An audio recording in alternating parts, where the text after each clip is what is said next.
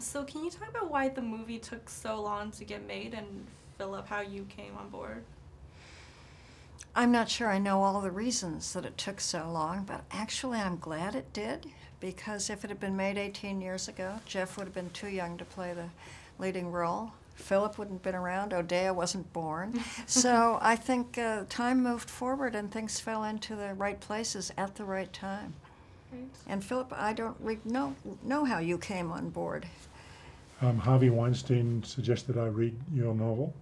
I did, and I was knocked out by the ideas in it, the emotion, the speculation about the future, and because it also felt like it combined a lot of the notions that I'd played around with, both in the big Hollywood blockbusters that I'd made and in the smaller films as well.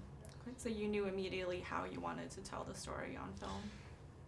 I didn't know immediately how I wanted to tell the story. That would come later in more carefully studying the novel and talking to Lois. Mm-hmm.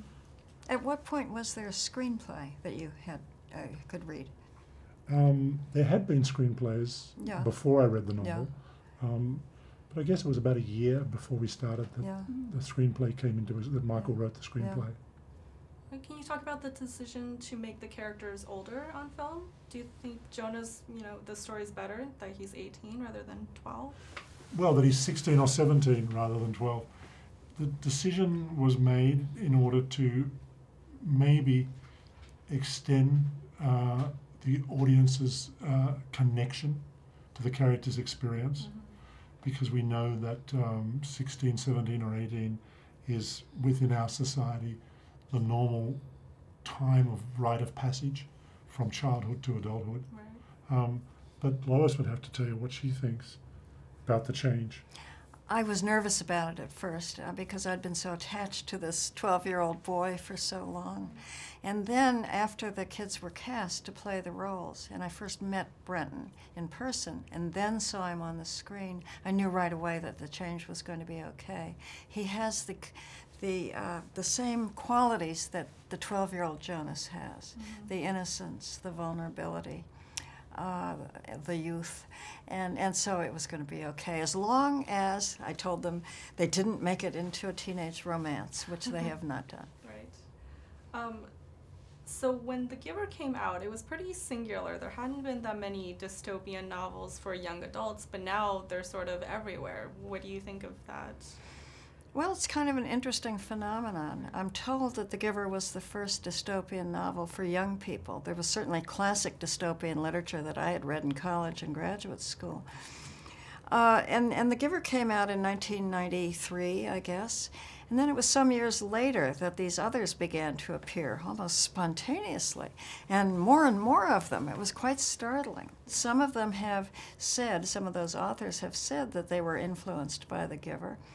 So I don't know what caused that to happen, although... Fear. Fear, okay. Fear caused it. I mean, it's increasing fear about the future and our place in it. I think young people are leading that fear. They're the ones who are entering an adult world and wondering what the future is going to bring.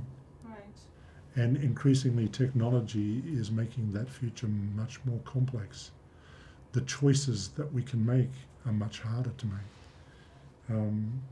And fear, and I think that we deep down fear that our friend technology is actually robbing something from us, dulling down our experience as humans. And that, I think, explains the popularity of dystopian literature and the popularity of these films. And certainly those ideas are fundamental to her novel, and I think explain why increasingly she's continued to find, a readership.